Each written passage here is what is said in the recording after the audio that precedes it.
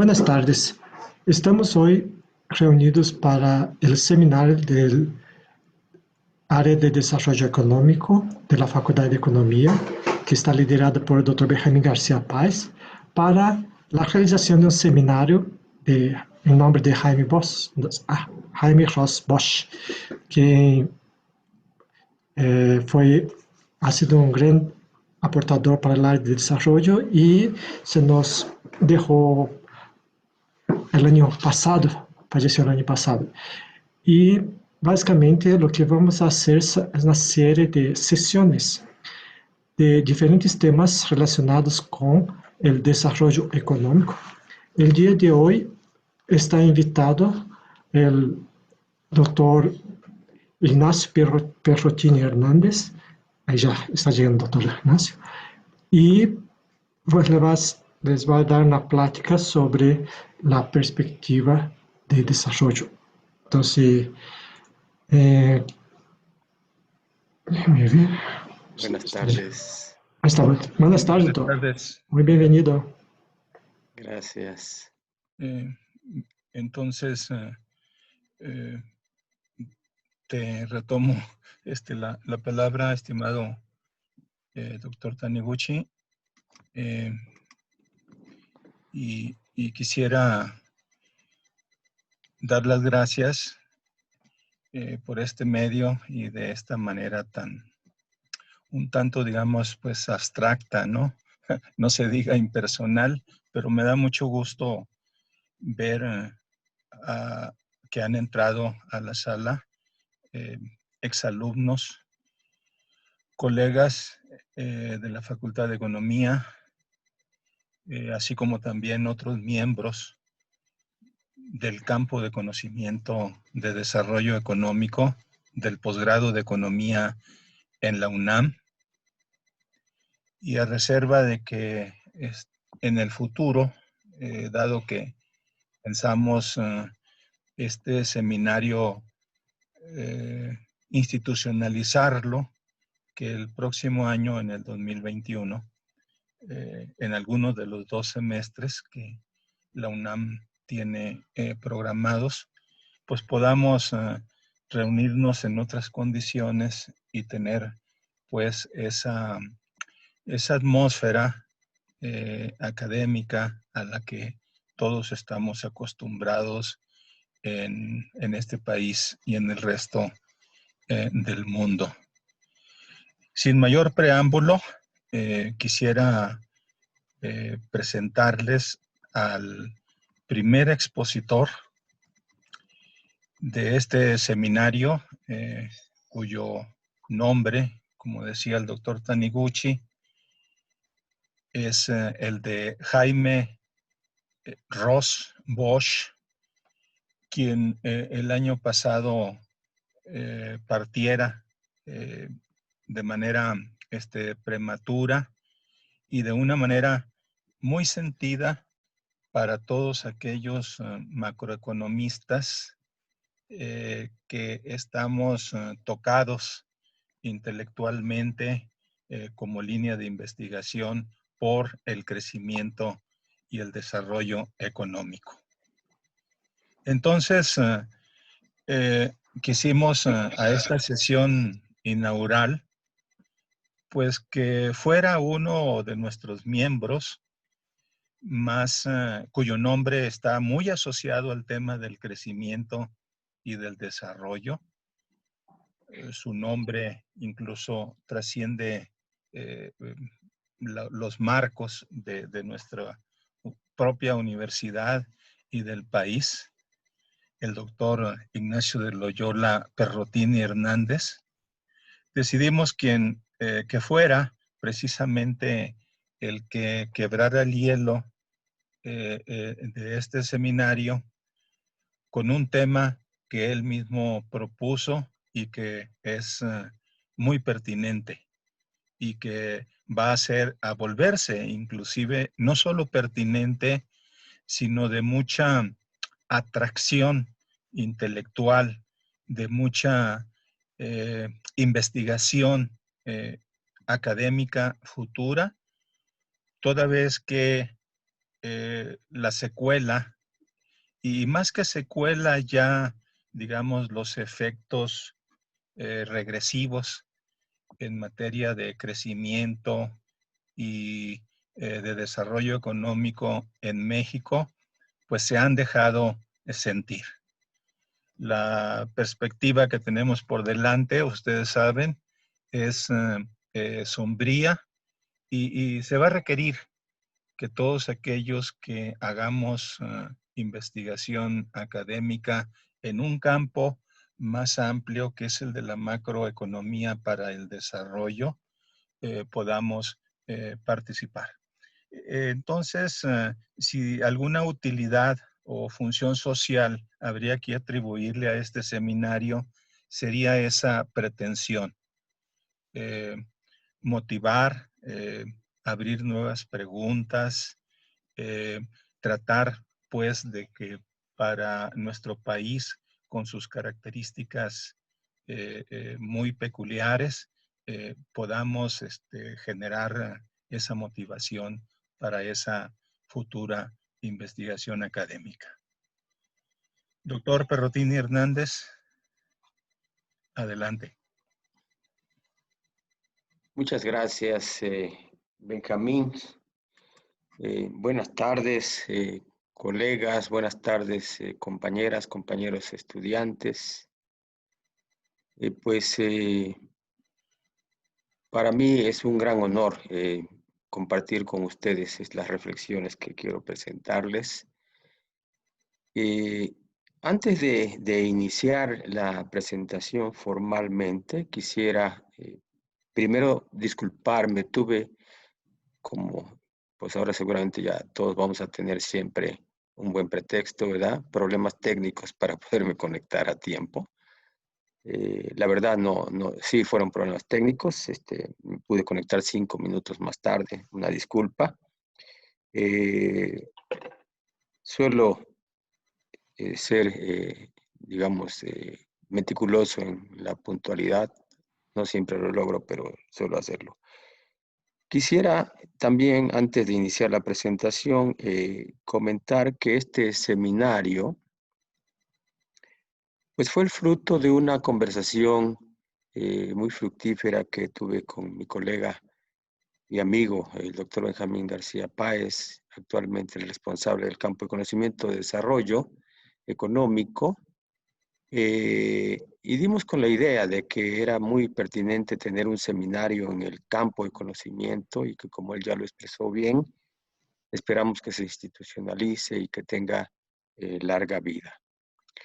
Convenimos también que en justicia este seminario debería llevar el nombre de Jaime Ross, que es un autor que yo creo que la dimensión de la contribución de Jaime al desarrollo, a la teoría del desarrollo económico, todavía no es tiempo de aquilatarla, de justiciarla. El tiempo lo dirá y creo que hará justicia a mis palabras.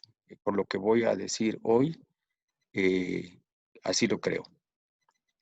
Y todavía no es una decisión ya definitiva, pero también comentamos con el doctor Benjamín García Páez que si este seminario de otoño lleva el nombre de nuestro querido amigo Jaime Ross, probablemente el de la primavera lleve el nombre de alguien que es un amigo mutuo, Anthony Thirlwall, también autor seminal de la teoría del desarrollo.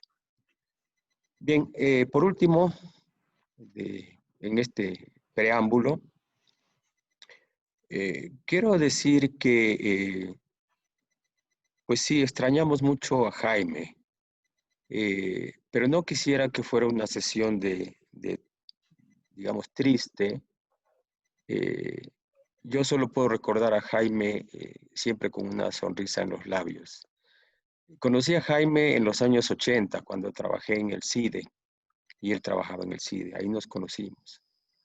Y nos reencontramos tiempo después, en una visita que hice a la Universidad de Notre Dame, donde él era profesor, y luego por fortuna nos reencontramos ya aquí, en la UNAM, cuando yo era jefe de la División de Estudios de Posgrado, Jaime regresó a México, se planteó opciones de dónde ir y entonces qué bueno que llegó con nosotros. No recuerdo una sola vez haber visto a Jaime sin una sonrisa en los labios. Así que así siempre lo vamos a recordar. Quienes tuvimos la oportunidad de conocerlo, sabemos también que era muy generoso en sus conocimientos. Yo solía comer con Jaime los miércoles y eran siempre batallas de ideas, ¿verdad? En muchas cosas coincidíamos, pero en muchas otras no coincidíamos. Y lo maravilloso con Jaime es que uno podía, ¿verdad? De manera, digamos, laica, quiero decir, sin exaltación ni dogmatismo, estar en desacuerdo en las ideas y mantener la misma amistad. Nunca se lesionaba la amistad después de cualquier polémica intelectual con Jaime Ross. Intelectuales de ese calibre, de ese talante, creo que son raros. Y yo creo que debemos emularlo en muchos aspectos y ese es uno de ellos. Y bueno, pues para hacer honor a lo que fue mi amistad con Jaime, yo hoy voy a tratar de hacer un equilibrio entre lo que aprecio infinitamente de su contribución y que aprendí de él, y también aquello en lo que nunca estuve de acuerdo con él ni él conmigo. Creo que sería un homenaje hipócrita no decir la verdad. Y tampoco pretendo creer que pues lo que voy a decir, que es mi pensamiento acerca de lo que no estaba yo de acuerdo con él, pues yo tuviera razón. Como dice esa canción, ¿verdad? La respuesta está en el aire, en el viento. Entonces, procedo pues. Bueno, lo que... ay, perdón, discúlpenme que en lugar de dar clic donde debía haber dado, di clic en el lugar equivocado. Bueno, ¿están viendo ahí la presentación? ¿Se ve? Sí, doctor. Sí. Sí, se ve. Sí, muchas gracias. Bueno, entonces voy a abrir la presentación y al final pues tendremos ocasión de que ustedes me digan que no están de acuerdo, me regañen por lo que voy a decir. No importa, ¿no? Bueno, ok. A ver, no sé si estoy haciendo las cosas bien.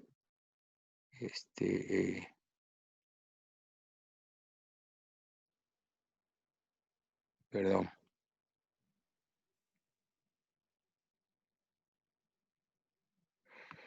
Bueno, he intitulado esta presentación Relevancia actual de la teoría clásica del desarrollo. Como podrán apreciar, en la presentación añadí el término clásica, que olvidé cuando le remití la propuesta de título al doctor Benjamín García Páez.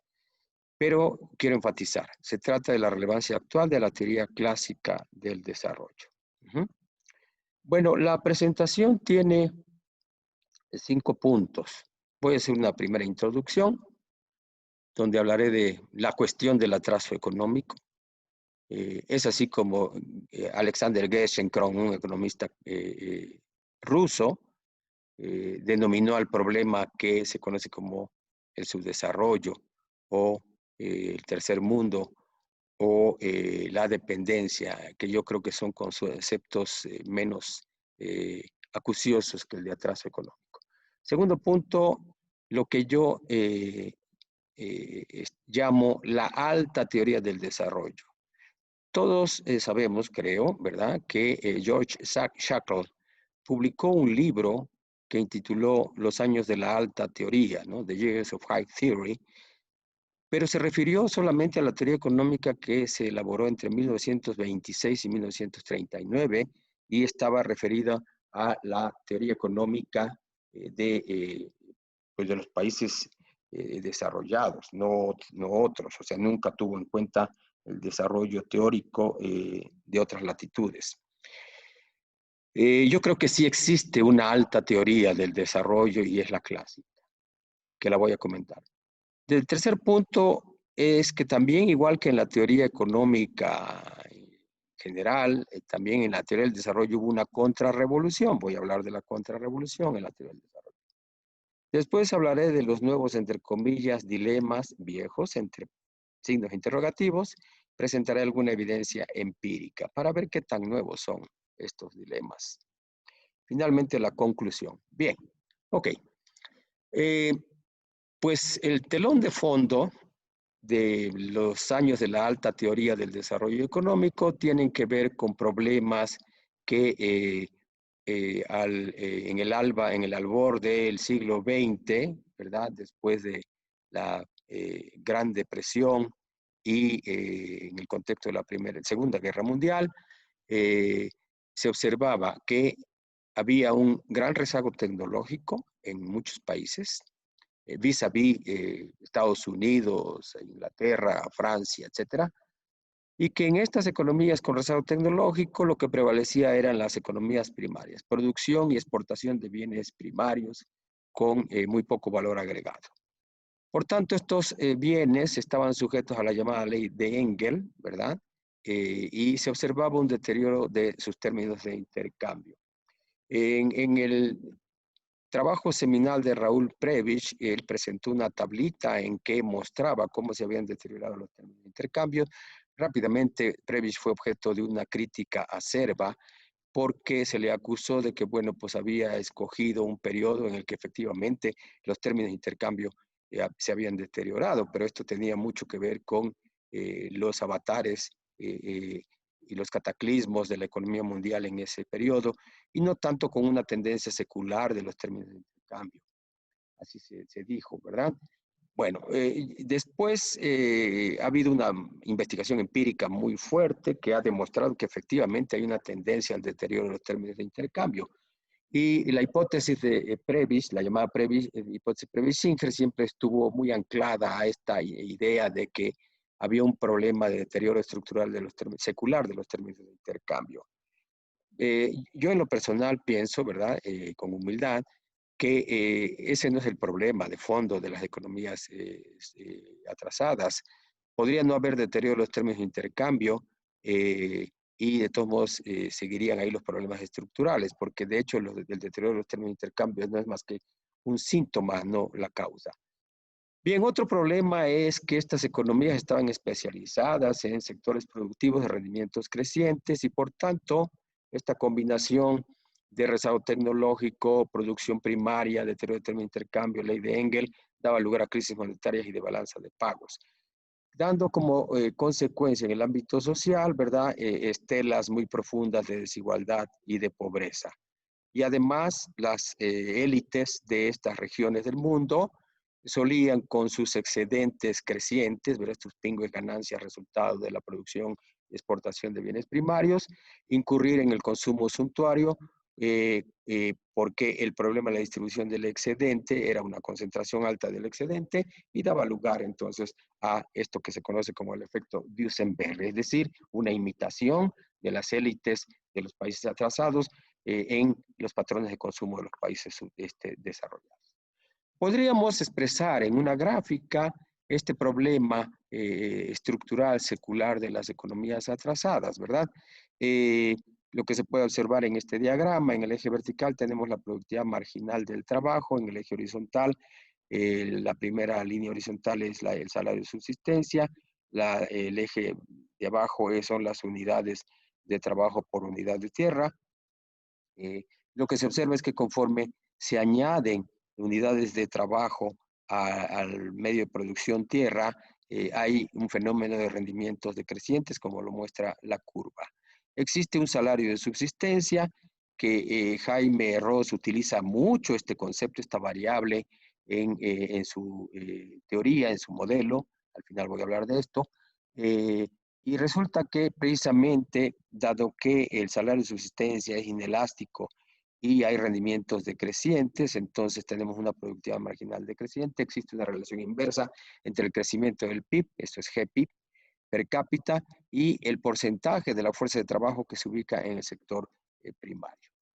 Bueno, aquí tenemos la famosa curva de Kuznets, que presentó Kuznets en un trabajo publicado en la American Economic Review en 1955, en donde él mostró la relación que existe entre el crecimiento y la desigualdad. La hipótesis de la curva de Kuznets es que, pues sí, es normal que en las primeras fases del desarrollo las economías, ¿verdad?, tengan alta desigualdad. Conforme van creciendo, la desigualdad es alta. Típicamente hay una migración del sector primario, agricultura, hacia el sector industrial, y el sector industrial absorbe la fuerza de trabajo, pero, y por tanto tenemos primero una fase creciente de la desigualdad, pero llega un punto de inflexión en que se revierte después la tendencia de la desigualdad conforme aumenta el crecimiento económico, y sobre todo cuando las economías han transitado de la producción primaria a la industrialización, entonces no solo se absorbe la fuerza de trabajo excedente, sino que además aumenta el ingreso per cápita, el bienestar, y disminuye la desigualdad. Finalmente, las economías entran en la tercera fase, que es la de economías de servicios, que es lo que la UNCTAD denominó como el fenómeno de flying geese, es decir, los gansos que emigran.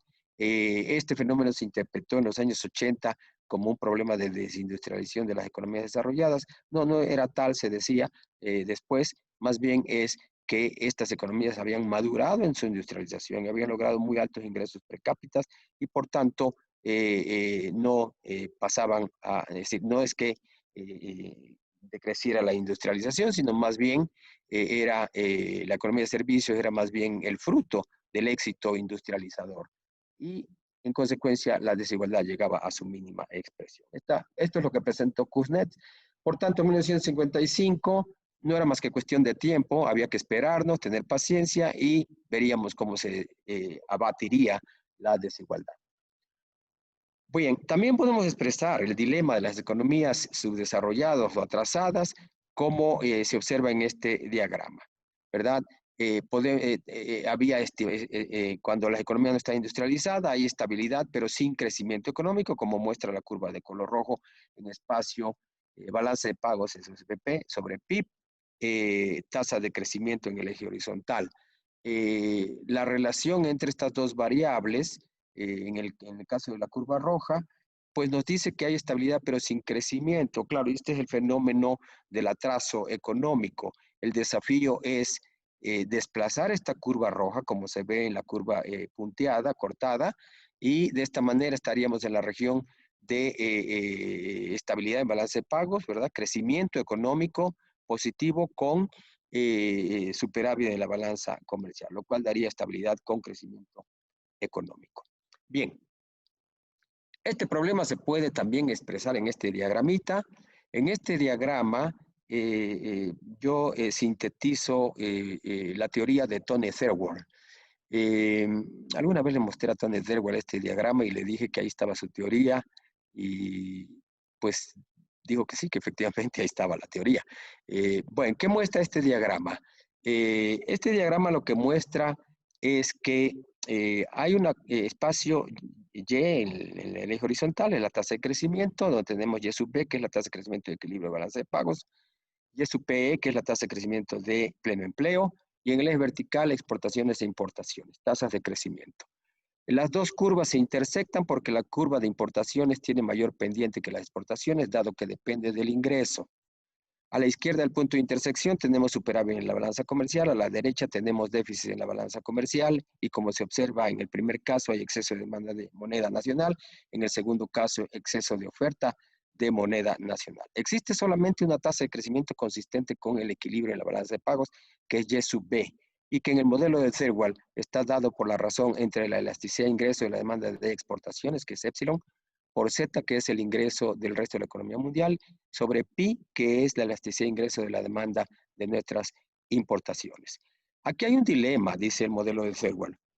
El dilema es que si esta tasa de crecimiento Y sub B es inferior a Y sub PE, que es la línea vertical color roja, quiere decir entonces que la economía, una de dos, o no puede alcanzar nunca el pleno empleo, o lo alcanza solamente con un desequilibrio externo en balance de pagos, que en el largo plazo es insostenible. Eso significa en consecuencia que se podría alcanzar el pleno empleo solamente mediante el financiamiento externo, o sea, mediante acumulación de deuda, pero eso es insostenible. Burbujas de deuda terminan por estallar, como ocurrió en América Latina en 1982, de tal suerte que en el largo plazo solo hay una tasa de crecimiento consistente con el equilibrio de la balanza de pagos. Bueno, ok. La alta teoría del desarrollo. Los años de la alta teoría del desarrollo podemos ubicarlas entre los años 40 y 50, más o menos todavía hasta principios de los años 60 quizá. Después viene la contrarrevolución. En estos años, ¿qué ocurrió? Bueno, tenemos que se elaboró una teoría muy rica que ponía el énfasis en los siguientes supuestos. La presencia de rendimientos crecientes por oposición a los rendimientos decrecientes del marginalismo, oferta de trabajo elástica por oposición al supuesto de pleno empleo, la teoría del equilibrio general, competencia imperfecta por oposición al supuesto de competencia perfecta, rechazo de las ventajas comparativas por oposición al modelo Heffer-Ullin del comercio internacional y rechazo de la ley de Say por oposición al modelo walrasiano. ¿Quiénes son, digamos, los personajes que elaboraron esta alta teoría del desarrollo? Bueno, en la realidad es que no quise, digamos, ser exhaustivo aquí, pero antes de 1943, que es cuando Rosenthal-Rodin publica su artículo seminal, ya había trabajos que se habían publicado decididamente para plantear los problemas del desarrollo de las economías atrasadas, ¿no? Por ejemplo, en la Rusia soviética, el proceso de industrialización forzada estuvo basado en un modelo presentado por Evgeny Preobrazhensky, que fue realmente el artífice de la industrialización soviética junto con Nikolai Bukharin. En la India había muy buena teoría del desarrollo en los años 20, incluso antes, por ahí en 1910 hay un autor indio que elaboró una magnífica teoría del desarrollo económico, pero no quise poner eso acá. En realidad se tiende a creer que la teoría del desarrollo es más bien un fenómeno de Occidente. Hay un error ahí. Mucho antes se había desarrollo, teoría del desarrollo económico, sobre todo en el oriente de la economía mundial. Rosenthal-Rodin en 1943 publicó su artículo donde puso la hipótesis del gran impulso, del Big Push. Se requería para sacar del atraso a las economías un Big Push. Y esto también requería una coordinación, es decir, no era nada más de industrializar una rama de la economía, un sector, sino se requería una coordinación, un esfuerzo de coordinación. De otro modo, iba a ser imposible sacar del atraso a las economías. Raúl Prebisch en 1949 publicó por encargo de la CEPAL, elaboró un trabajo que se intituló El desarrollo económico de América Latina y sus principales problemas, al cual Albert Hirschman, economista alemán, motejó como el manifiesto de la CEPAL. Bien, ¿qué dice Prebisch aquí? Prebisch plantea la hipótesis, el modelo de centro-periferia e insiste, ¿verdad?, en el problema del deterioro de los términos de intercambio. Plantea que hay un problema estructural de elasticidad de ingreso de la demanda, es decir, la elasticidad de ingreso de la demanda de los productos que producen y exportan los países latinoamericanos es menor que la elasticidad de ingreso de la demanda de los productos que importan. Y hay un problema, un fenómeno de insuficiencia dinámica. Tengo para mí que esta es la manera en que Prebisch vertió al contexto latinoamericano los problemas planteados por Roy Harrod en su modelo de crecimiento de 1939. La hipótesis de insuficiencia dinámica la planteó Prebisch por primera vez en 1970 y luego insistió casi hasta el final de su vida. En 1980 volvió sobre el problema. ¿En qué consiste la insuficiencia dinámica?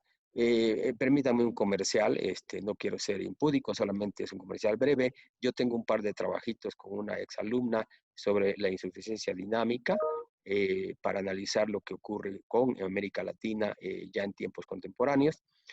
El problema de la insuficiencia dinámica consiste en insuficiente acumulación de capital y baja productividad. ¿Por qué insuficiencia dinámica? Porque esta baja acumulación de capital y de productividad no consigue absorber todo el excedente de fuerza de trabajo y en consecuencia hay una especie de absorción, lo que Previs llama absorción espuria de la fuerza de trabajo en sectores de rendimientos decrecientes. Otro autor clave de este periodo fue Ragnar Nurse. Nurse, a principios de los años 50, planteó que el gran problema de las economías atrasadas era una insuficiencia de formación de capital. Esta insuficiencia de formación de capital daba lugar a trampas de pobreza, a trampas de desarrollo, y se requería para salir de estas trampas de pobreza una estrategia de crecimiento equilibrado, muy similar a lo que plantea Rosette Rodin. Se requiere, ¿verdad?, un impulso coordinado, simultaneidad en el crecimiento, en la expansión de varias ramas de la economía, porque pues hay, digamos, concatenación entre las ramas productivas y de esa manera se expande el mercado. Nurse en realidad se hizo eco aquí tanto del planteamiento que hace al inicio de La riqueza de las naciones Adam Smith, con el planteamiento que hizo de rendimientos crecientes en 1928 Alin Young, en un artículo muy importante, muy interesante, en donde Alin Young, en el contexto de predominio del marginalismo, plantea nada menos que en la London School of Economics, o sea, el Vaticano del marginalismo de principios del siglo XX, que la economía se caracteriza por rendimientos crecientes, no por rendimientos decrecientes. Arthur Lewis, en 1954, formuló el modelo de economía dual, donde planteó enfáticamente que las economías duales se caracterizan por una oferta elástica de fuerza de trabajo, y la economía dual tiene un sector de rendimientos crecientes y otro sector perdón, aquí me equivoqué, puse dos veces rendimientos decrecientes, debe ser en el segundo rendimientos crecientes. Y es precisamente esta dialéctica entre el sector de rendimientos decrecientes y rendimientos crecientes lo que constituye la teoría del desarrollo de Lewis. Lewis dice que para explicar el problema de las economías atrasadas no sirve la teoría neoclásica, pero tampoco sirve la teoría de Keynes, dice. O sea, no es un problema de demanda efectiva, es un problema de oferta. Y curiosamente, él más bien dice que el enfoque correcto para explicar los problemas de las economías no industrializadas es el de los economistas políticos clásicos. Juan Fernando Noyola, economista mexicano que fue egresado de nuestra facultad, profesor en nuestra facultad, también es un autor seminal clásico de esta teoría. Planteó el problema de inflación estructural, de la inestabilidad dinámica y la inestabilidad estructural dinámica de la balanza de pagos y del tipo de cambio. Noyola, infortunadamente, vivió muy poco, solo 40 años, ¿verdad? Murió trágicamente en un accidente, pero creo que Noyola dejó una contribución que si hubiese tenido tiempo de elaborarla más a cabalidad, habría podido presentarnos la hipótesis Previs-Singer en un modelo dinámico de crecimiento. En ese sentido creo que es mucho más rico que la hipótesis Previs-Singer original. Hirschman es otro autor que planteó como crítica al modelo de crecimiento equilibrado de Nurse, se planteó más bien una estrategia de crecimiento desequilibrado, enfatizando los eslabonamientos hacia atrás en el proceso de industrialización. Y Gunnar Myrdal, que también contribuyó, en donde presentó un modelo más bien de economía regional, en donde él enfatiza los efectos backwash y los efectos spread de difusión, de propagación. Olvide decir que una cosa muy interesante de Noyola es que Noyola le plantó cara al monetarismo en el debate que hubo en los años 50 entre monetarismo y estructuralismo, planteando Noyola que la inflación no es un fenómeno monetario, es un fenómeno estructural. La inflación no es el resultado de un exceso de demanda, sino la inflación es un problema de oferta. Bueno, ya dije esto de Rosette Rodin, déjenme saltármelo. También lo de fallas de coordinación, de Nurse ya también hablé. Bueno. Entonces, si hay un problema estructural en la balanza de pagos y en el tipo de cambio, ¿cómo se puede resolver? ¿Qué receta económica dio el estructuralismo latinoamericano?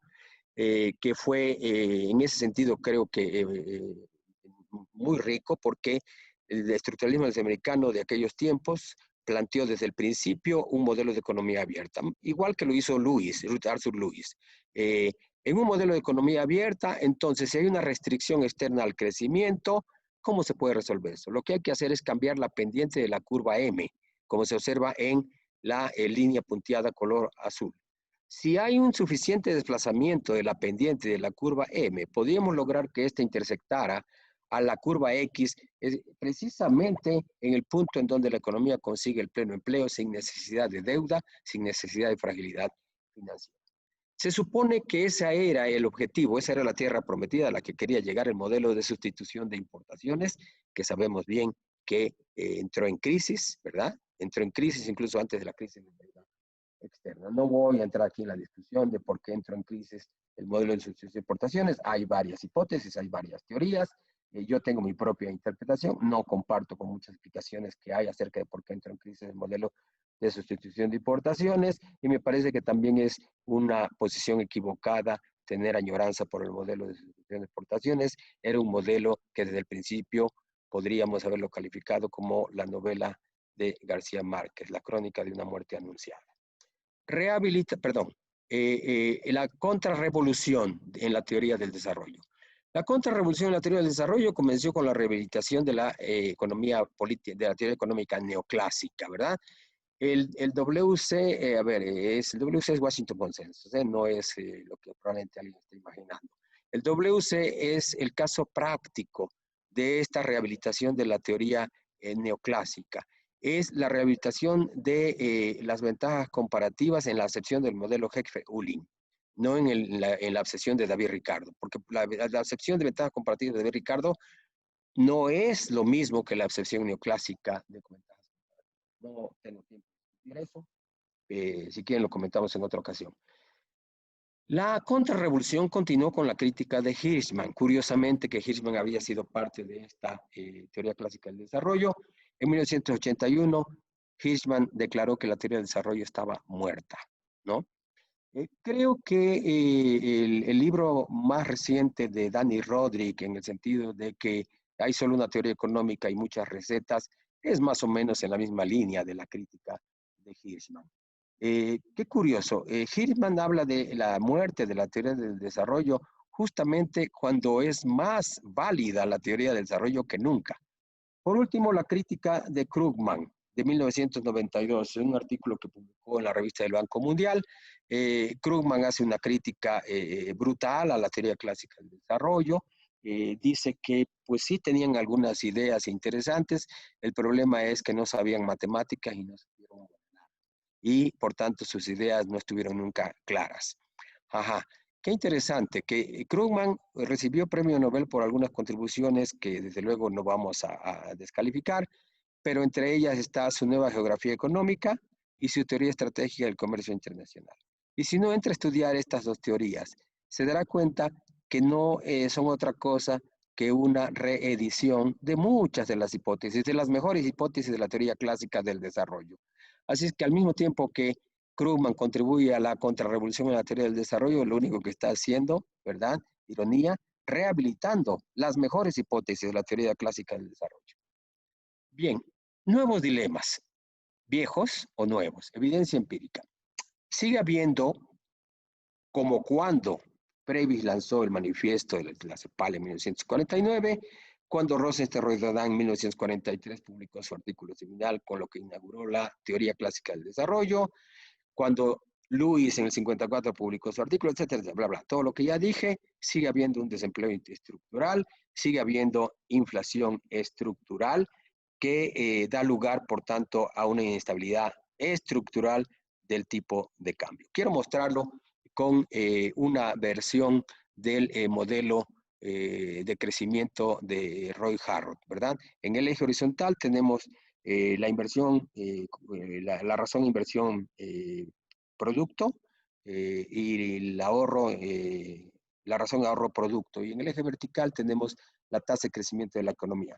G sub N es la tasa natural de crecimiento de Harrod, G sub W es la tasa de crecimiento garantizada de Harrod, y C sub R es la razón capital producto requerida para el crecimiento económico, ¿verdad? De equilibrio. Bueno, como podemos ver en este diagramita, las flechas que nos indican que las economías atrasadas tienen un problema estructural de desarrollo. Este problema estructural de desarrollo pues se expresa típicamente, para decirlo de manera sucinta, como el hecho de que la tasa de crecimiento garantizada, que es una tasa de crecimiento de equilibrio entre el ahorro y la inversión, es sistemáticamente inferior a la tasa de crecimiento natural. ¿Eso qué implica? Porque implica que sistemáticamente hay en estas economías una tasa de desempleo positiva, o sea, hay desempleo estructural, y hay una tendencia a la inflación. ¿Es esto una paradoja? Aparentemente lo sería si uno está pensando la economía en clave de la hipótesis Nairu de Milton Friedman y Phelps. No es una paradoja, es un problema estructural de las economías en general, y no solamente de las no industrializadas, pero particularmente de las economías atrasadas.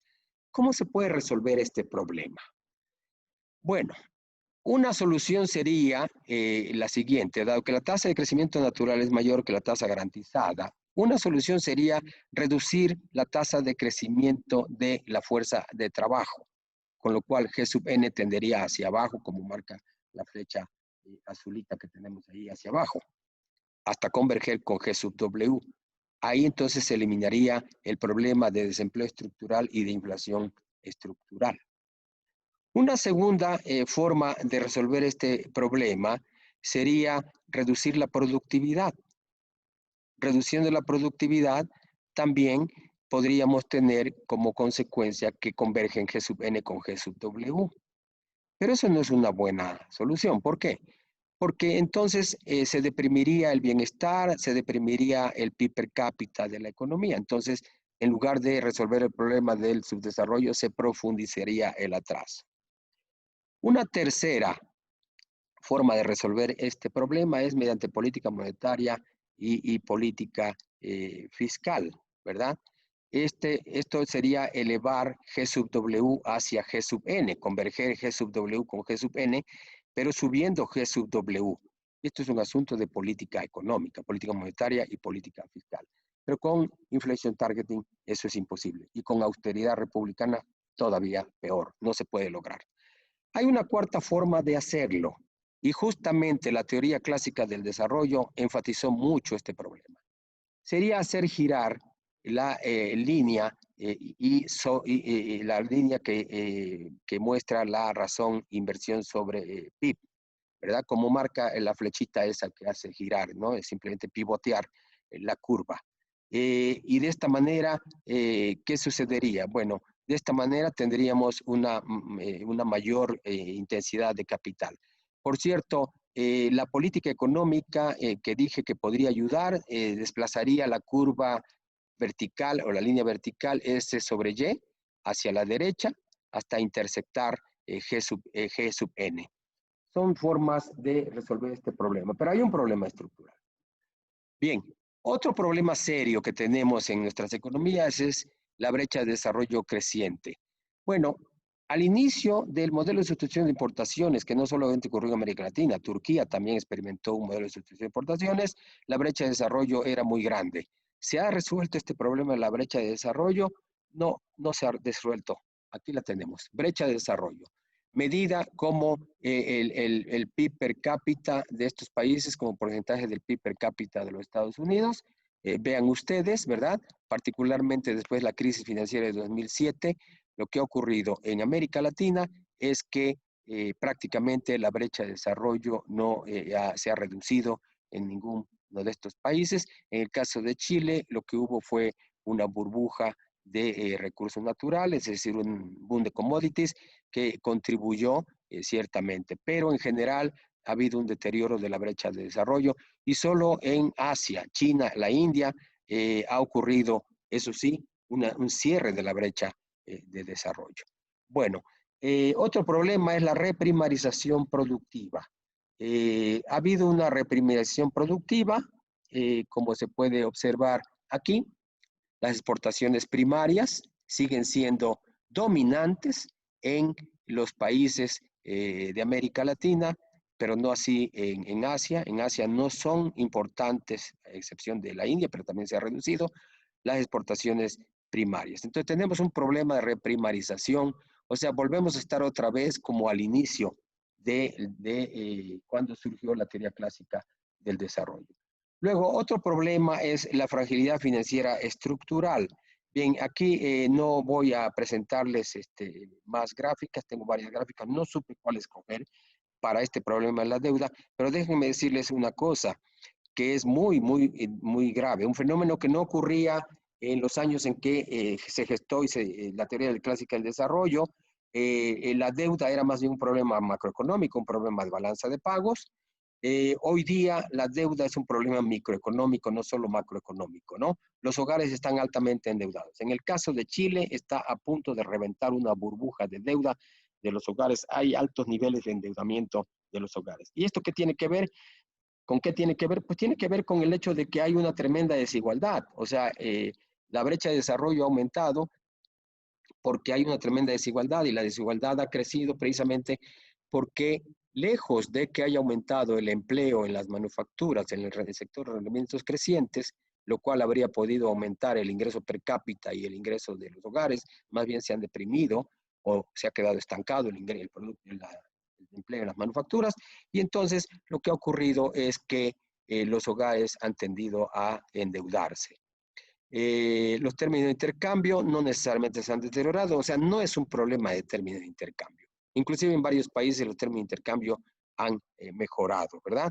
Y en el caso de los países de Asia, su éxito no estriba en que han mejorado sus términos de intercambio. Ya voy terminando. Me voy a saltar algunos puntos. Hay otro problema, ¿verdad? Y ya en mi lista que tengo aquí de los nuevos viejos problemas está la crisis ambiental, que se suma a la crisis financiera, la crisis política y la crisis sanitaria. Bueno, también hay una curva de Kuznets de sustentabilidad ambiental, de la misma manera que la curva de Kuznets dice que con el crecimiento económico se resuelve el problema de la desigualdad, cosa que no ha ocurrido.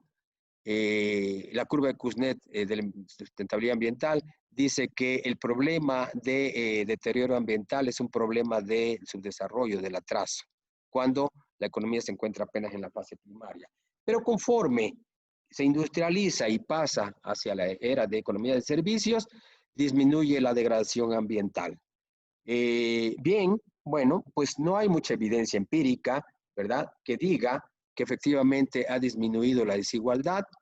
Piketty ganó celebridad precisamente por descubrir que frente a la curva de Kuznets hay una curva de Piketty, más bien de desigualdad creciente, y también hay un gran deterioro ambiental.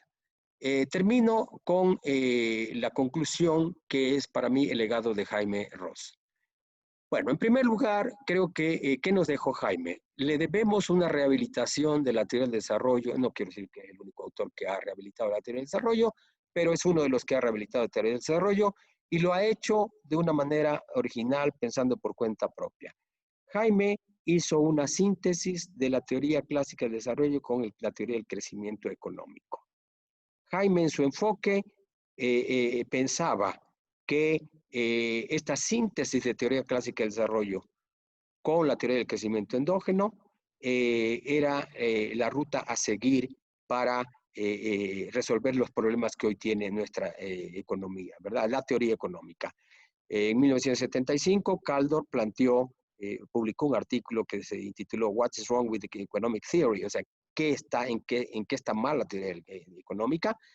Bueno, pues Jaime pensaba que una manera de resolver eso que está mal es sintetizando la teoría del desarrollo con el crecimiento endógeno. Porque además, la teoría del crecimiento endógeno de lo que está hablando es de lo mismo que hablaba la teoría del crecimiento.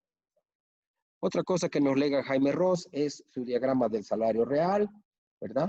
Es un diagramita en donde él mostró equilibrios múltiples en espacio, logaritmo del salario, logaritmo de la acumulación de capital. Hay equilibrios múltiples, hay un equilibrio bajo y hay un equilibrio alto. El problema es que si el equilibrio bajo es estable, la economía se queda en una trampa de pobreza, en una trampa de desarrollo, ¿no? Nos dejó también muchos desafíos. Nos dejó una obra feraz, una obra abundante. Realmente es impresionante que Jaime, habiendo vivido solo 69 años, haya producido una enorme cantidad de análisis. Y por último, nos dejó una amistad inolvidable para quien lo conocimos. Gracias.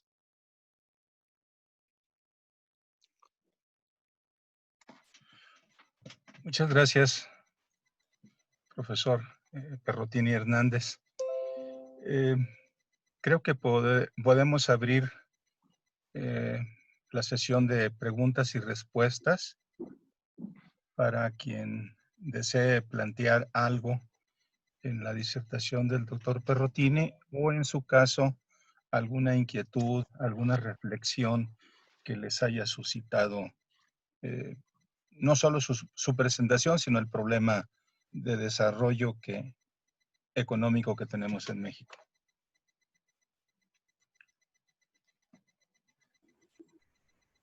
Hola, buenas tardes. Si yo quisiera entre pregunta y comentario. Ahorita, bueno, yo vengo de el posgrado de Economía de la Universidad Autónoma de Sinaloa y precisamente estamos en la materia de desarrollo económico. Mi pregunta es, ¿con qué modelo estaría usted de acuerdo para que México tuviera un buen desarrollo o crecimiento, ya que pues se habla muy mal del neoliberalismo? El doctor que nos está dando ahorita la clase es de la UNAM, es Luis Calva. Y él está muy de acuerdo con el cardenismo y con la economía liderada por el Estado. Pero en los casos que hemos visto, pues se ha visto que es una combinación como de ambas. No sé qué comentarios tendría usted, si está de acuerdo o no está de acuerdo, o si hay alguna receta, ¿no? que se pudiera seguir para un desarrollo benéfico para todos. Muy bien. Disculpe, ¿su nombre cuál es? Sí, soy yo. Mi nombre es Mirna Morales. Gracias. Gracias. Pues creo que vamos respondiendo una por una, doctor Perrotini. Ok, bueno, perfecto. Bien, su pregunta, Mirna, me permite, ya no quise abusar del tiempo, ¿verdad? Y ya no pasé a comentar los temas en los que Jaime Ross y un servidor teníamos polémica, y su pregunta me permite entrar justo en ese tema. No suelo confrontar a quienes hablan de un modelo neoliberal, que además nunca lo han presentado. No se sabe cuál es el modelo neoliberal, simplemente hablan del modelo neoliberal, pero jamás han dicho en qué consiste el modelo neoliberal. Si por modelo neoliberal se entiende pues que competencia perfecta, libre competencia, pues no la hay. No la hay. Luego, otra cosa es que si pudiéramos formalizar, que es la mejor manera de decir que hay un modelo, necesitamos una variable dependiente y necesitamos variables independientes, ¿verdad? Si pudiéramos expresar de esta manera precisa el supuesto modelo neoliberal, bueno, pues evidentemente las variables independientes tendrían que ser, entre otras, creo yo, las principalísimas, no digo que las únicas.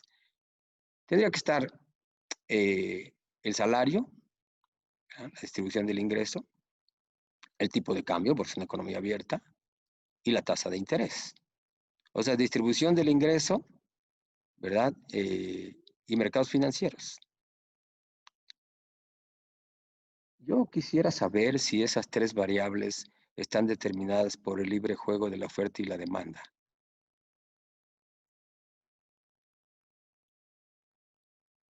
Pues no. No, falso, no están determinadas por la oferta y la demanda. ¿En qué consiste entonces el modelo neoliberal? En mi opinión, es pura ideología. No hay nada de sustancia ahí, ¿verdad? Como no hay nada de sustancia en muchas cosas, ¿no? O sea, por ejemplo, una de las cosas que más me gustaba con Jaime es que estábamos de acuerdo en cosas así en donde no hay nada de sustancia. Como por ejemplo en el celebradísimo libro de Eduardo Galeano, Las venas abiertas de América Latina. Ahí no hay nada. No hay absolutamente nada de análisis. Igual aquí en esta cuestión, sé que es un libro muy celebrado y un autor muy respetado, venerado inclusive, pero no hay nada de análisis. Y nos sirve de poco a nada para avanzar hoy día en responder su respuesta. ¿Qué hacemos? ¿Qué receta para salir del problema? Entonces, pues yo no creo que exista ningún modelo neoliberal. Bien, pero ¿qué podemos hacer? Bueno, Bertolt Brecht, gran dramaturgo alemán, ¿verdad? Uno de los mejores dramaturgos del siglo XX, tenía un deseo que al morir dijo, yo no necesito una lápida, pero si me la van a poner, por favor pongan este epitafio. Hizo propuestas. Bueno, tuvo lápida sin ese epitafio. Si ustedes visitan la tumba de Bertolt Brecht, no tiene ese epitafio. Pero Jaime Ross hizo propuestas. Hizo muchas y muy interesantes. Y varias de ellas son muy, muy útiles y hay que escucharlas. Yo les invito a leer sus libros más recientes. Por ejemplo, donde discute las tesis del atraso, las tesis del estancamiento. El otro donde dice cómo salir del atraso. Ahí hace varias propuestas. Y con algunas de esas propuestas yo no estoy de acuerdo, ¿no? Particularmente donde siempre tuvimos polémica fue en el tipo de cambio. Está muy socorrida la hipótesis en América Latina, en Argentina, en Brasil y en México, de que un tipo de cambio competitivo es la panacea del estancamiento económico. Tipo de cambio competitivo aceleraría el crecimiento. Y también lo dicen economistas del primer mundo, como Dani Rodrik, por ejemplo, ¿verdad? Y tuvimos hace poco aquí la visita de un extraordinario economista turco también como Dani Rodrik, ¿verdad? Que fuimos huéspedes de él, el doctor Benjamín García y yo, Demir Firat o Firat Demir, que también sostiene la misma hipótesis. El tipo de cambio competitivo acelera el crecimiento económico. Jaime planteaba que había varios canales a través de los cuales podía el tipo de cambio competitivo acelerar el crecimiento. Uno es el efecto comercio, ¿verdad? Que eso quiere decir entonces que es gracias a la condición Marshall-Lerner. Otro es el efecto desarrollo, ¿verdad? Y otro el efecto ingreso. ¿Y qué ocurriría? Bueno, pues que con la devaluación del tipo de cambio, con un tipo de cambio competitivo, al acelerarse las exportaciones, hay mayor crecimiento y entonces hay una absorción de fuerza de trabajo en el sector de rendimientos crecientes y aumenta el ingreso y hay un efecto de desarrollo. Yo creo que no. Yo creo que exactamente lo contrario, ¿verdad? En primer lugar, porque la condición Marshall-Lerner puede ser muy válida para la producción, para la exportación de bienes primarios. Pero la exportación de bienes primarios tiene el problema de la ley de Engel. Entonces, puede perfectamente equilibrar la balanza comercial si se cumple la condición Marshall-Lerner, que seguramente se cumple, pero eso no va a acelerar el crecimiento. El efecto es en la balanza comercial, si bien nos va. Pero ya Díaz Alejandro había publicado un artículo en los años 60 que retomaron Paul Krugman y Lance Taylor en 1977, en que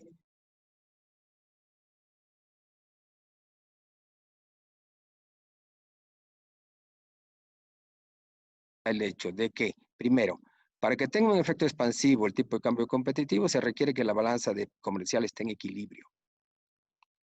Pero si la balanza comercial está en equilibrio, entonces, ¿para qué devaluamos la moneda?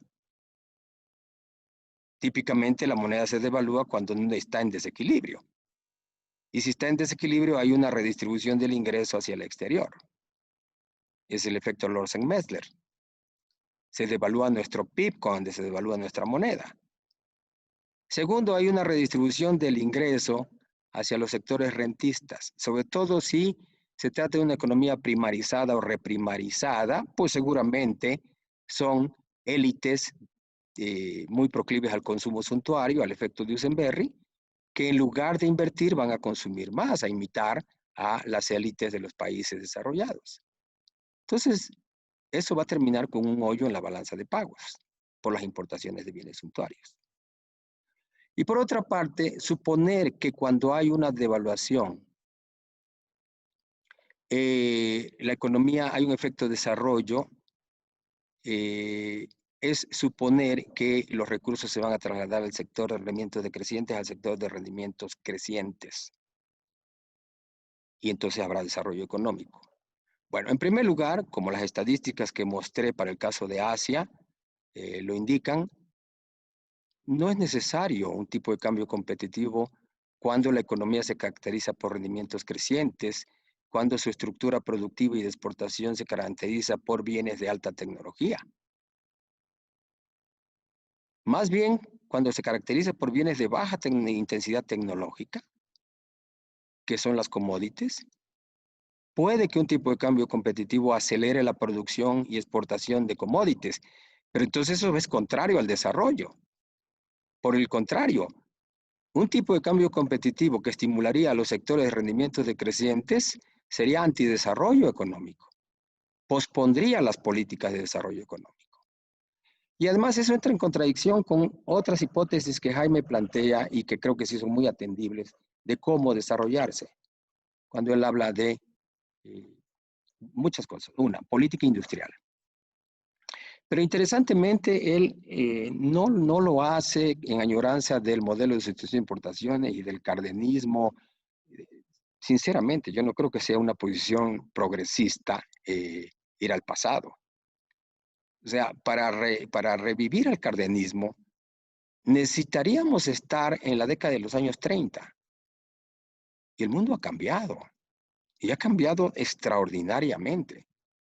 Los mercados financieros hoy día son extremadamente complejos. La industria petrolera no es la industria petrolera de la época de Cárdenas, que se caracterizaba por fierros. Hoy es más posible, y bueno, casi me da vergüenza hablar de esto delante del doctor Benjamín García Páez, que él sí que es un experto en petróleo, ¿verdad? Yo soy un diletante, un aprendiz. Pero hoy, como se dice coloquialmente, es más fácil encontrar petróleo en Wall Street que en los campos petroleros. Esa es la industria petrolera de hoy. La verdad es que si seguimos teniendo nostalgia, ¿verdad?, por ese pasado, no vamos a, como usted solicita, encontrar la receta adecuada para resolver los problemas del atraso económico. Tenemos que ser innovadores. Y Jaime propuso una política industrial para el mundo de hoy.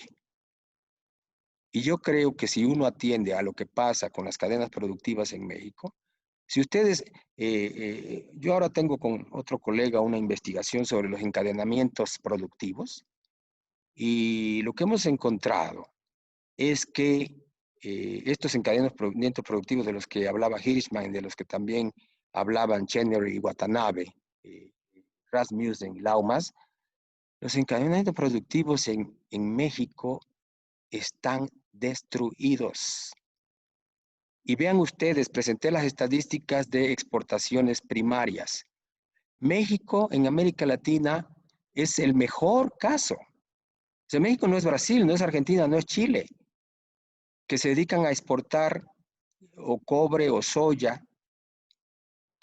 El 80% de las exportaciones mexicanas son manufacturas. Y aún así, tenemos cadenas productivas con débiles eslabonamientos. Bueno, justo lo que Jaime sugiere, una política industrial que refuerce los encadenamientos productivos hacia atrás y hacia adelante. ¿No? También Jaime propuso en el ámbito de la política fiscal usar el espacio de política fiscal que tiene la economía mexicana. ¿En qué sentido? Jaime enfatizó mucho en usar la inversión pública. Y particularmente a él le parecía que el sur de México representa un área de oportunidad impresionante para la inversión pública, para la política fiscal que puede detonar el crecimiento económico. Yo estudié alguna vez con un economista italiano llamado Giacomo Beccatini, que era marshalliano marxista y que hizo una síntesis Marshall Marx. para estudiar los distritos industriales y mostrar cómo se debía industrializar Italia, porque estaba tensionada por esta polarización entre el sur y el norte. Beccatini fue el gran maestro de la industrialización, en la teoría, de los distritos industriales en Italia. ¿Y qué pasó? Una vez las estrategias de concatenación entre el sur y el norte se resolvieron, Italia aceleró su crecimiento económico. Yo creo que eso podría ocurrir en México si resolvemos la polarización que hay entre sur y norte. Y ahí Jaime sugería, la inversión pública tiene un papel crucial que desempeñar. Desde luego, ¿y cómo se va a financiar la inversión pública? Estábamos de acuerdo en esto, en política industrial, en espacio de política fiscal. En lo que no estábamos de acuerdo es en cómo se iba a financiar la política fiscal. Gracias. Hola doctor, buenas tardes, me da mucho gusto saludarlo. Habla Anuar Zúcar. Yo tengo una serie de preguntas en torno a la teoría clásica del desarrollo y su relación con la teoría económica actual. Y la primera pregunta muy breve sería, ¿cuál cree usted que sea la influencia de la teoría clásica del desarrollo y la nueva teoría del crecimiento? Y le pregunto lo anterior porque si uno revisa los elementos de la teoría clásica, y rendimientos crecientes, equilibrios múltiples, etcétera, al parecer sí hay una influencia en la nueva teoría del crecimiento económico. Pero si uno lee, por ejemplo, a Paul Romer, que hace una reconstrucción de la raíz intelectual de esta teoría, y no menciona a ninguno de estos autores, ¿no? Entonces, al parecer no hay un reconocimiento de Roces de Rodin, de Arthur Lewis, de Ryan Hooks, etcétera, ¿no?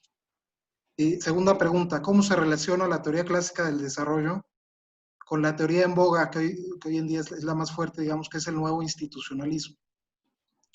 Y esto está relacionado con la siguiente pregunta, porque todas las reformas estructurales que se han implementado para incrementar el crecimiento económico en el país parten de la premisa de que el problema del país es falta de capital humano, es falta de competencia en sectores clave y es falta de fundamentales sólidos en aspectos como el Estado de Derecho, los incentivos, etcétera, ¿no? Y lo que vemos es que la teoría clásica del desarrollo de lo que nos habla es de que hay que promover la acumulación de capital, en algunos casos por medio de teorías como el Big Push de Roces de Rodin o por medio de un crecimiento en desequilibrio como Albert Hirschman, robusteciendo los encadenamientos productivos, etcétera. Entonces, en ese contexto, ¿usted cómo ve esta discusión? ¿Hacia dónde tiene que ir el país? Es decir, ¿hacia promover la acumulación de capital o hacia robustecer fundamentales? Y promover la acumulación de capital, ¿cómo? Porque yo creo que hay una crítica válida que hizo Carlos Elizondo Serra en su discusión con el doctor Ross, y es que las reformas estructurales no solo buscaban promover una asignación eficiente de los recursos, eso estaba ahí, sino también promover la acumulación de capital por medio de la apertura de sectores como el sector energético, el de telecomunicaciones o el financiero a la competencia económica.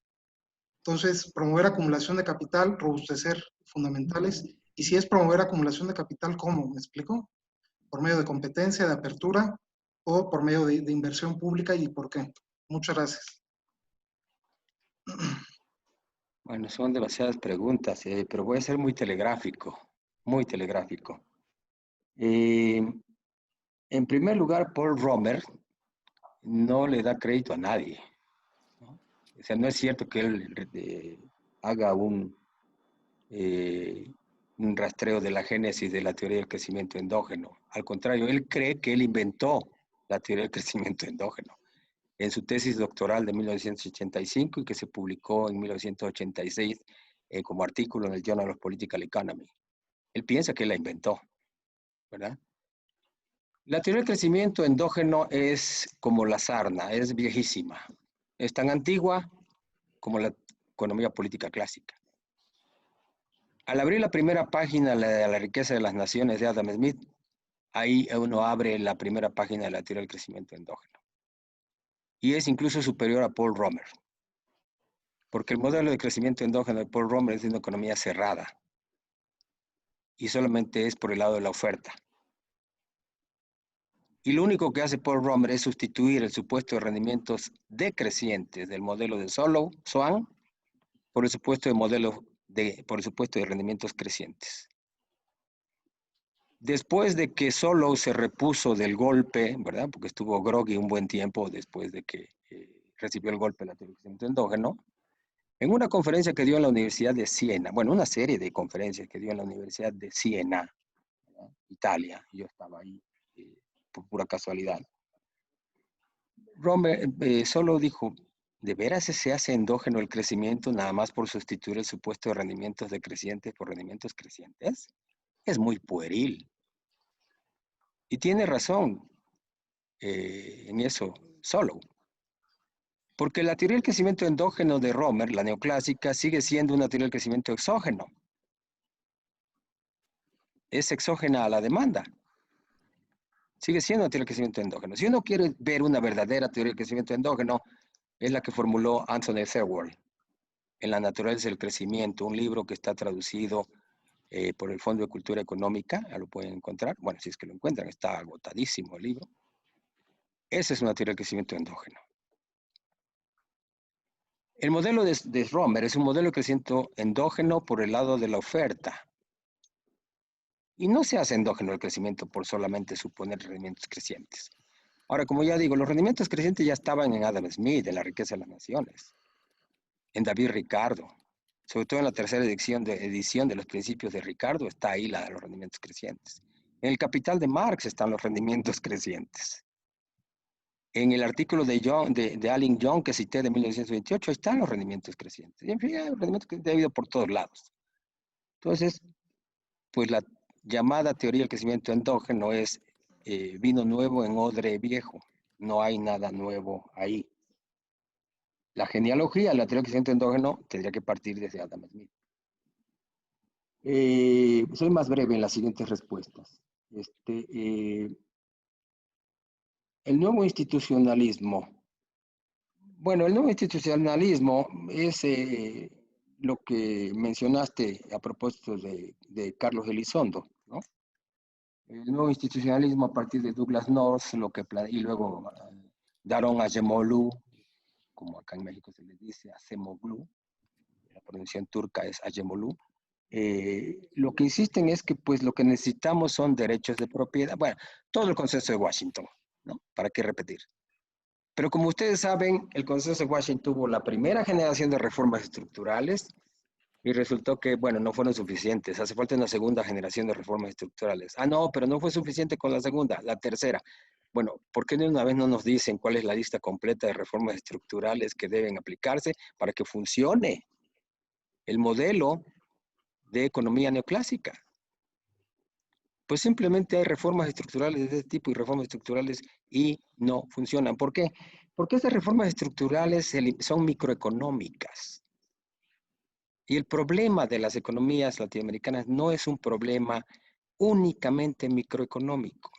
Y además, sí es un problema microeconómico, pero no en el sentido estrictamente walrasiano. O sea, no es un problema de precios relativos.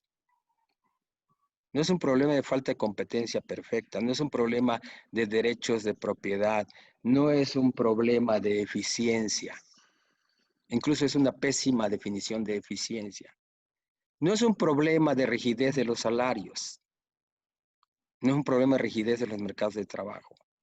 Los salarios y los mercados de trabajo se han flexibilizado brutalmente en el mundo entero. ¿Y por qué hay estancamiento? Nadie puede decir que no se han flexibilizado los salarios y los mercados de trabajo. Son sumamente flexibles. Desde el punto de vista nominal pueden que sean menos flexibles, pero en términos reales son terriblemente flexibles. Si no, no habría la desigualdad que Piketty ha encontrado. Entonces, pues está mal la hipótesis. No es un problema, es más, para ponerlo más ridículo todavía, no hay ni siquiera ninguna idea nueva en esa propuesta, ¿no? Y no hay que culpar a Carlos Elizondo, porque por cierto no es economista. Aunque se presenta como economista, pero no es economista, ¿verdad? No sabe de este problema. Y en realidad no hay nada nuevo. Esas son ideas muy viejas, son las ideas que demolió Keynes en la teoría general. El problema del desempleo, que Keynes considera que es el problema fundamental de la economía capitalista, en su teoría general, Keynes decía, es que no hay una teoría del desempleo, no hay una teoría del empleo. La teoría que existe no sirve, era la de Pigou. O sea, antes que Keynes ya estaba en boga, no es que está en boga ahora, como dices, ya estaba en boga antes que Keynes escribió la teoría general, esa idea que Keynes ridiculizó, porque lo que Keynes dijo fue, no es un problema de que la gente no trabaja porque los salarios son muy bajos. La gente no trabaja porque no hay empleo. Y no hay empleo porque no hay demanda efectiva, según Keynes. Entonces no es un problema que los salarios sean inflexibles a la baja. Por último, el tema de la acumulación de capital y la teoría del desarrollo. Bueno, de nuevo, Jaime también hizo propuestas en ese sentido. Por cierto, Jaime critica ese nuevo institucionalismo, ¿no? Dice que ese nuevo institucionalismo no es el que necesitamos. Necesitamos otro tipo de institucionalismo, ¿no? Por ejemplo, salarios de eficiencia, que riñen con la flexibilización de salarios. Luego, sí, la acumulación de capital es bienvenida, pero, y es por eso que yo creo que el modelo de sustitución de importaciones no es la panacea, no es la solución hoy día. El cardenismo en México, el peronismo en Argentina, bla, bla, bla, no es la solución. ¿Por qué? Pues acumulación de capital tuvimos. ¿Y cuál fue el desenlace?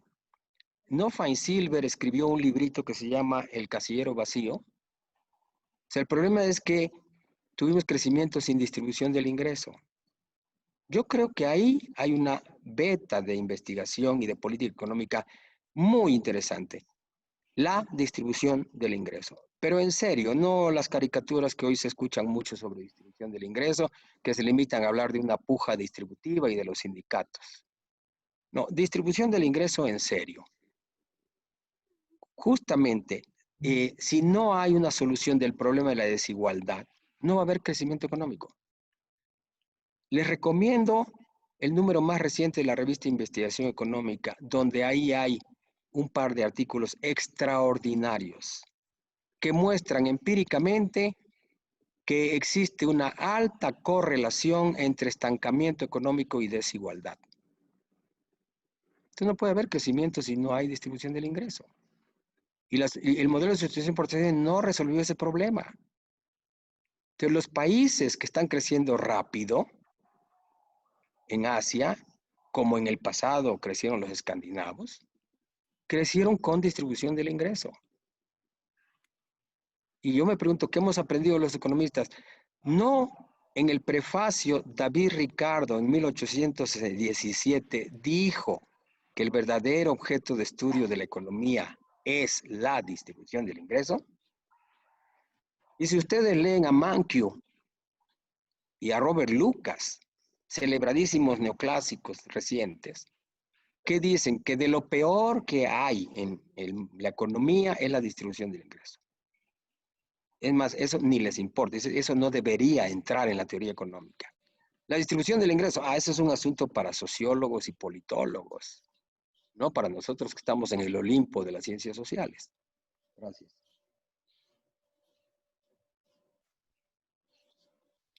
Muchas gracias, doctor Perrotini. Preguntaría a los asistentes si hay alguna pregunta. Sí. Sí, me escucho. Sí, doctora. Sí. Soy Jessica Soto, coordinadora del doctorado en Ciencias Sociales de la Facultad de Ciencias Económicas y Sociales de la UAS, de acá de Sinaloa. Mucho gusto, doctor. Mi pregunta va enfocada principalmente a esto que mencionó en términos de cómo se ha planteado el desarrollo en función de las políticas de arriba hacia abajo, de abajo hacia arriba, o sea, ese concepto de top-down y bottom-up. Y en eso entraron muchos enfoques relacionados con el desarrollo regional, que hablando en términos de eso, pues no solamente se habló de cadenas productivas, sino de formaciones, aglomeraciones industriales basados en modelos de organización productiva como los distritos industriales, sistemas de innovación geográfica y otras teorías que surgieron ahí. La pregunta va relacionado es que si aún sigue vigente la idea de que el desarrollo se tiene que pensar de abajo hacia arriba, con estrategias basadas en el territorio y en las características que cada una de estas regiones tienen para promover su propio desarrollo, a partir de las potencialidades, de las características que tienen los espacios y estos territorios, o si se está pensando en una combinación de desarrollo o estrategias de desarrollo basado en modelos también de arriba hacia abajo, donde el Estado juega un papel determinante a través de inversiones en infraestructura o en esas inversiones que son necesarias para impulsar el desarrollo. Y lo pregunto porque algunas regiones sí han podido potencializar porque las características, porque los recursos, porque las condiciones para organizar la producción en esos lugares, espacios, pues sí pueden promover desarrollo. Pero en México hay otras regiones que por el atraso económico y por el poco impulso que han tenido históricamente, pues tienen muy poco potencial para hacerlos ellos solos, impulsar su desarrollo. Y ahí, ¿qué se tendría que hacer? Entonces, estaríamos hablando de que no se puede concebir el desarrollo de México con una sola estrategia, sino que se necesitarían estrategias diversas. Esa es mi pregunta.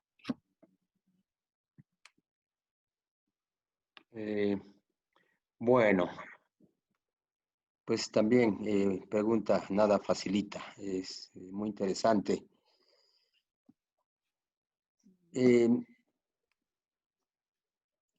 Esta estrategia de crecimiento económico, de esta de top-down, es la famosa estrategia de trickle-down que hicieron en Estados Unidos, ¿no? Uh-huh. Bueno, y no solo en Estados Unidos, eso tampoco es nuevo. Eso en el mundo desarrollado comenzó a hacerlo Margaret Thatcher en Inglaterra, en el Reino Unido, en los años 70. Y luego siguió con Ronald Reagan en Estados Unidos. Y en Europa igual, ¿no? Cuando les vendieron a los europeos el euro, que fue una pésima idea, la verdad, además un arreglo institucional defectuosísimo, ¿no? Defectuosísimo. Se dice que es el máximo ejemplo de unión monetaria. No, yo creo que es el peor ejemplo de unión monetaria, el euro. O sea, un buen ejemplo de unión monetaria fue el dólar. Ese sí fue un buen ejemplo de unión monetaria, que lo hicieron hace mucho tiempo. Pero el euro es un pésimo experimento. Y se los dijo Milton Friedman, que no es un santo de mi devoción. Pero Friedman tenía razón. Friedman, cuando se enteró de que iba a entrar en vigor el euro, le dijo, eso va a fracasar. Les echó la sal. Eso va a fracasar. ¿Por qué? Porque simplemente no han respetado las reglas básicas de la economía. El euro es un arreglo político.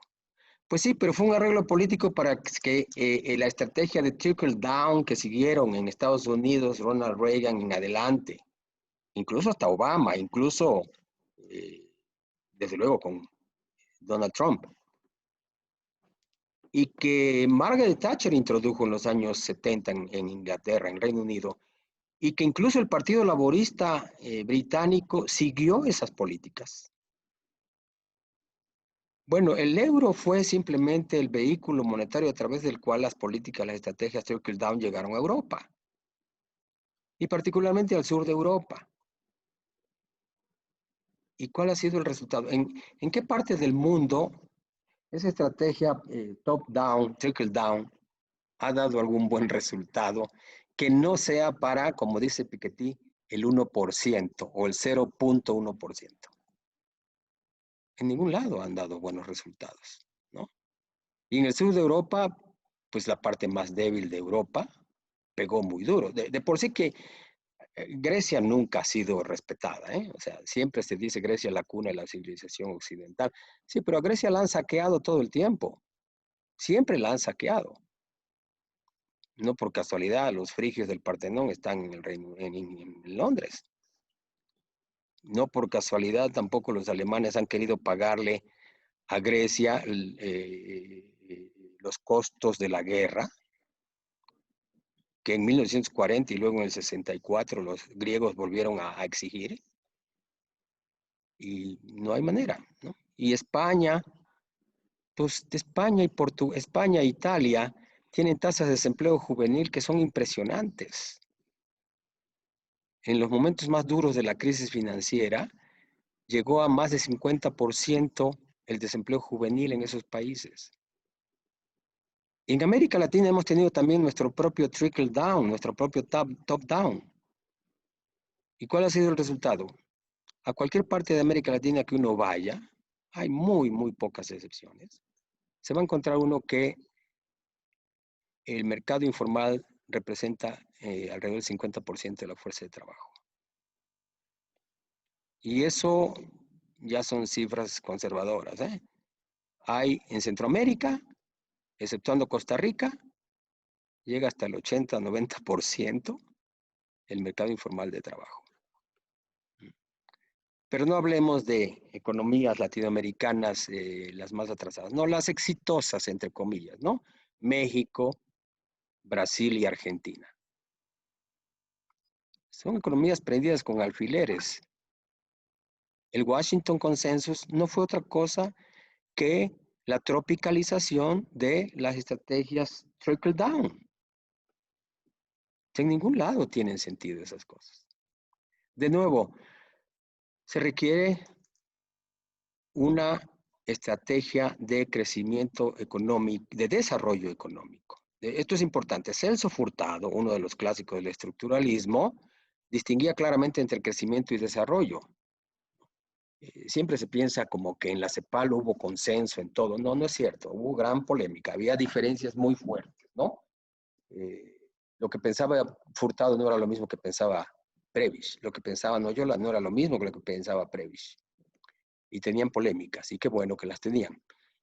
Pero Furtado, en su polémica con Hirschman, con Rosenstein-Rodin, con Nurse, decía precisamente que había que distinguir entre crecimiento y desarrollo.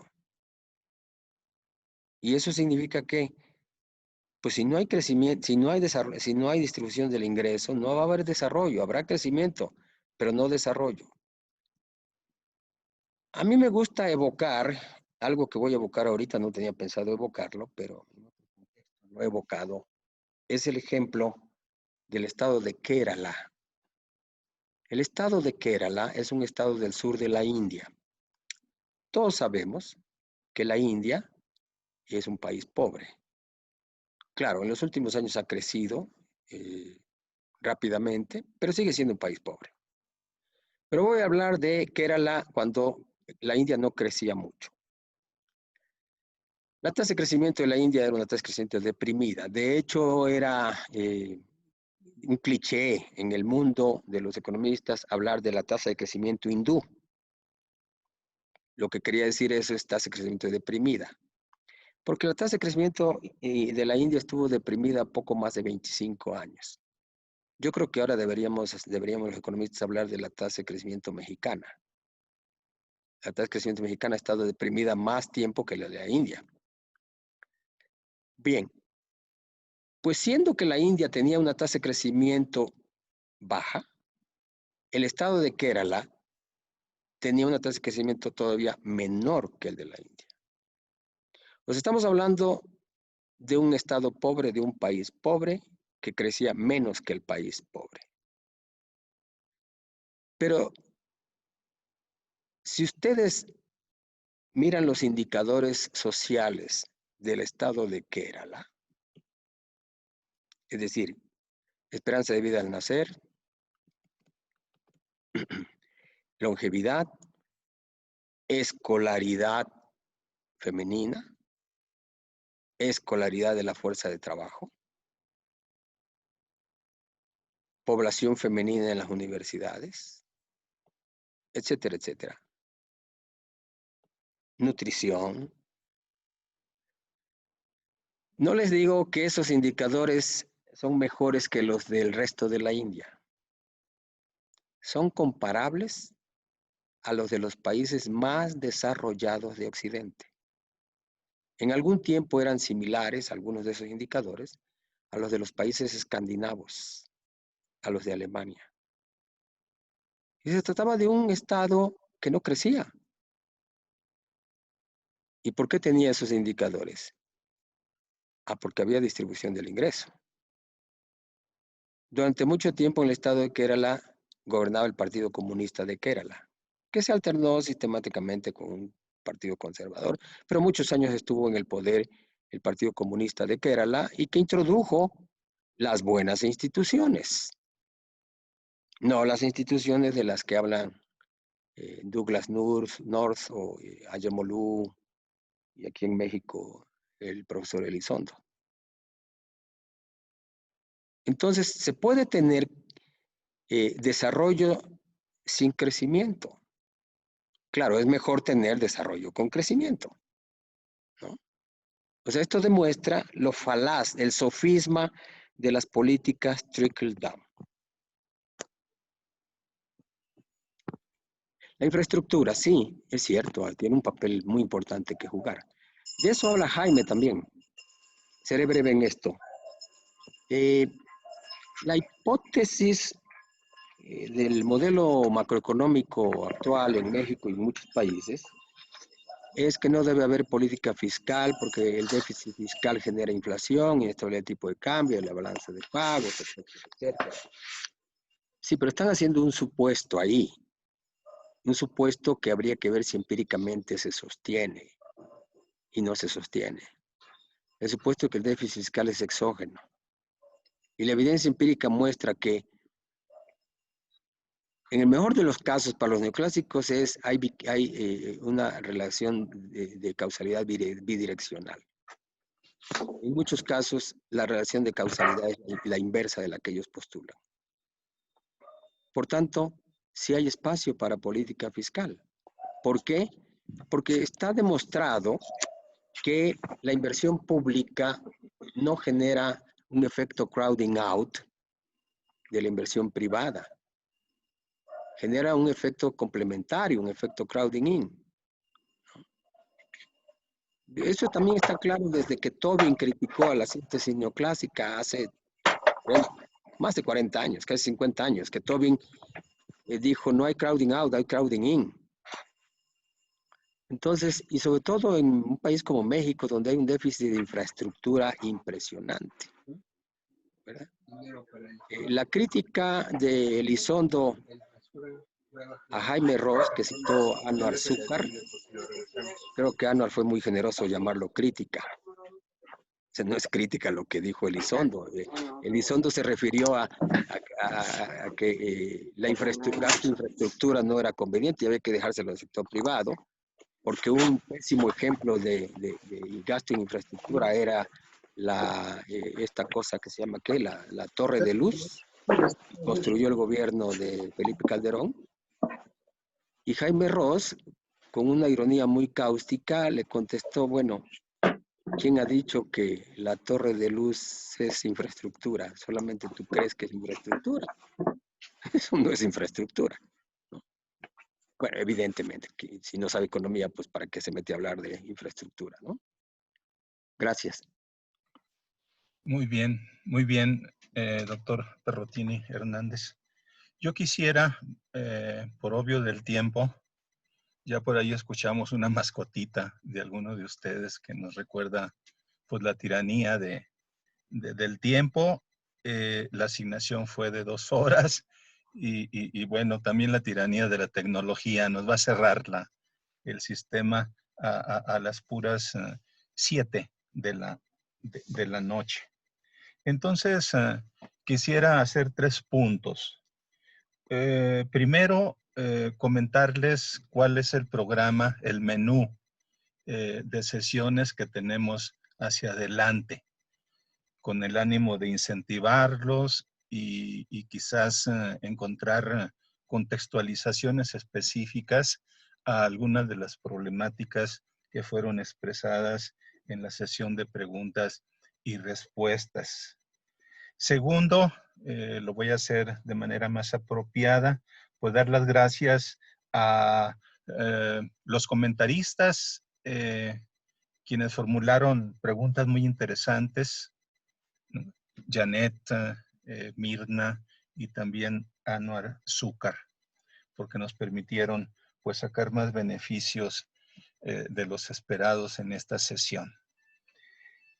Muchas gracias al doctor Perrotini Hernández en tercer lugar, luego lo retomaré pues por su paciencia, por su generosidad, pero también y sobre todo por la brillante panorámica que se hizo sobre la teoría del desarrollo. La anterior y hacia el porvenir. Y eso pues realmente lo apreciamos en nuestro campo, el de desarrollo económico del posgrado de economía, a la que precisamente el profesor Perrotini pertenece. Entonces, rapidísimamente, déjenme ponerles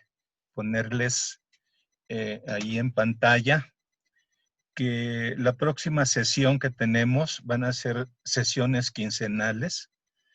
Estará Pablo Ruiz Nápoles, quienes estudiamos en la Facultad de Economía de la UNAM. Sabemos su dominio sobre temas de comercio exterior y desarrollo económico. Entonces, él tiene previsto ese tema, evolución del Telecán como política de desarrollo para México, pero también con un adendum referido al TEMEC. En octubre 22 estará la doctora Marisabel Osorio Caballero, junto con otro colega que coautorean un paper que tiene que ver con remesas y pobreza, un estudio para México y América y Centroamérica.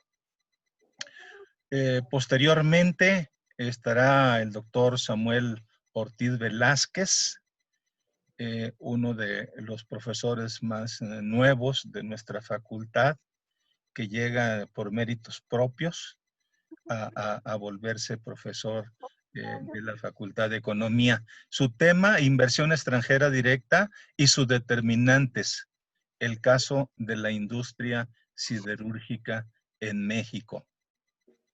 Después estaré yo con un tema de macroeconomía del desarrollo que tiene que ver con crédito bancario, pudiéramos ponerlo de esa manera, y productividad de la inversión en México. De hecho, el doctor Perrotini me ayudó ya involuntariamente, porque no lo habíamos dialogado, en términos pues de este enfoque, que por cierto habría también una de las cosas que deben de quedar claras en esta sesión. Es muy distinto, ¿verdad? Un modelo de crecimiento o un modelo de desarrollo que un enfoque. Entonces, trickling down o como lo dijo la doctora Soto, en términos de arriba hacia abajo, o la persona estudiante de posgrado de la FACES UAS, intuyo, Mirna Morales, en cuanto al modelo neoliberal, ¿no? Que atinadamente, pues el doctor Perrotini precisó muy bien. El término mismo de neoliberalismo es sociología, es un término de política. En términos estrictamente económicos, tendríamos que hablar de modelos neomonetaristas, ¿verdad? Más que de neoliberal, aunque a veces hacemos el intercambio de una manera, digamos, abusiva, los propios economistas. Entonces, yo andaré por allí si ha habido esos efectos de crowding in o crowding out antes de antes de que se liberalizara la política financiera en México, o en otros términos se diera la autonomía al Banco de México, ¿verdad? Y una historia anterior suficiente del 70 a 1990 para saber si esos efectos de sustitución o complementariedad existían. Después, otra profesora Sija, con las mismas características que María Isabel y Samuel Ortiz. Nancy Müller, ella es nueva profesora en la Facultad de Economía y también nos remitirá a un tema sumamente interesante. El esfuerzo, vamos a decir, de recaudación, el esfuerzo fiscal y el crecimiento económico, sobre todo cuando estamos en algunas de las, digamos, reflexiones que hubo hoy, pues reclamando la presencia del sector público en materia de crecimiento y de desarrollo. Hay esos dos casilleros vacíos que corresponden al semestre, digamos, ¿verdad? Forzado por la pandemia del COVID que concluye en nuestra alma mater a finales de enero del próximo año, pero ya tenemos también muy buenos prospectos para cerrar a tambor batiente en este tema apasionante de crecimiento y de desarrollo económico que, al decir de muchos buenos profesores, buenos economistas, es, digamos, el tema más venerable porque viene desde Adam Smith, David Ricardo, desde los clásicos a nuestra época, pero también, digamos, sumamente interesante porque hemos tenido un déficit, digamos, de siglos en realidad, ¿verdad? Con las connotaciones o especificidades en cada etapa de la realidad económica y social de crecimiento y de desarrollo.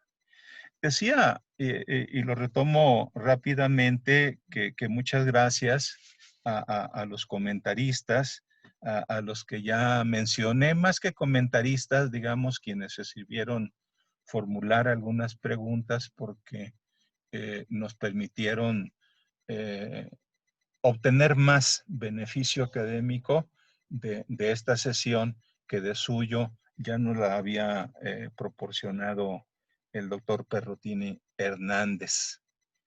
Queda esa acotación simplemente muy obvia, ¿verdad?, entre la distinción de enfoques y la formulación propiamente de un modelo.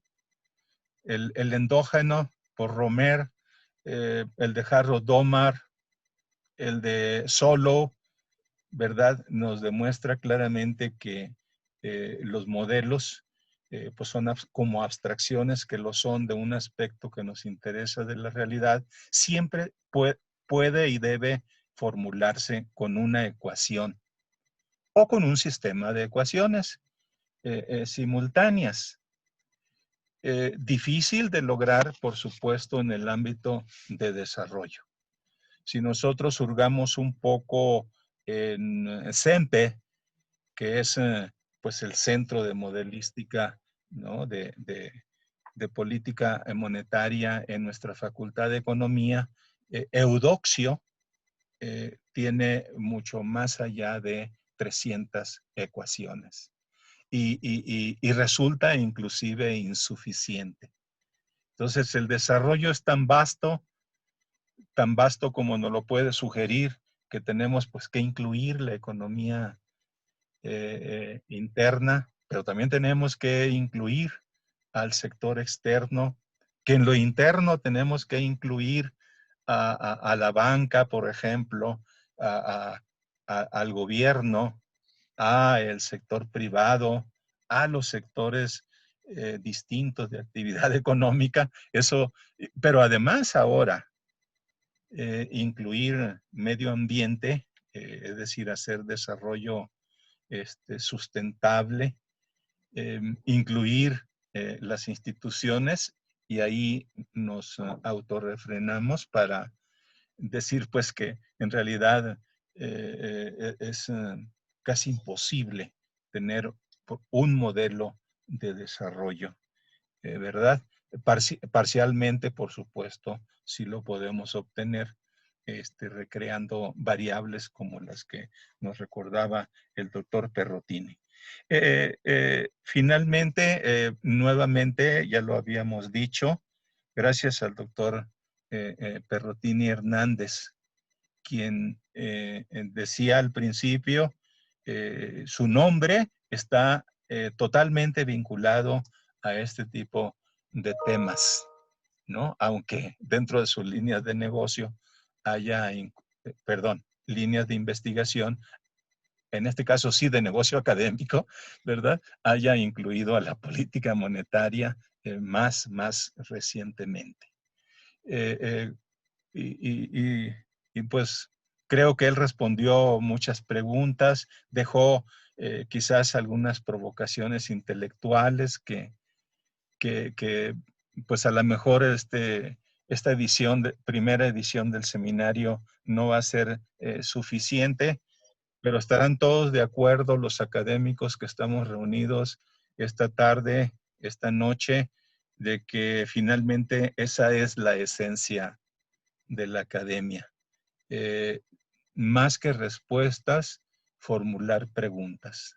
John Robinson, ahorita que estamos recordando a muchos grandes economistas, en este caso, además, ¿verdad?, de género femenino, sumamente interesante y una contribuyente fenomenal en materia de política monetaria, de política financiera. Lo decía, que finalmente en una sesión académica, más que responder preguntas, era el que nuestro motorcito de inquietudes intelectuales pues, se tradujera en más preguntas. Y eso resulta más que pertinente en que si ya decíamos que después de la crisis, de la gran crisis financiera y su secuela económica de 2008-2009, tendríamos que refundamentar de nuevo a la teoría económica. Ahora con la crisis sanitaria, pues muy pronto, en un lapso relativamente muy corto, sentimos que muchas de las hipótesis que hemos trabajado en la investigación académica, mucha de la teoría económica generada hasta ahora tiene que ser refundada. Bien, pues por todas esas razones que traté de externalizar, muchas gracias. Preguntaría al doctor Hideo Taniguchi si tiene algún anuncio en términos de la mecánica de funcionamiento del seminario. Por ejemplo, ¿será la misma, el mismo enlace, el mismo ID, el mismo código de acceso al que utilizaremos la próxima sesión?